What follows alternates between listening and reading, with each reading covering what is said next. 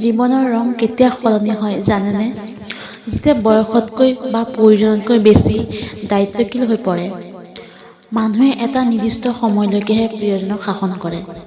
যিদিনাৰ পৰা শাসন কৰিবলৈ এৰি দিব, বুজি ল'ব যে সম্পৰ্কত ব্যৱধান আহি পৰিছে। জীৱনত সুখী হ'ব হ'লে প্ৰথমে নিজৰ স্বাস্থ্যটো ভালে ৰাখিব লাগে। নিজৰ প্ৰয়োজনবোৰ সীমিত কৰিব লাগে।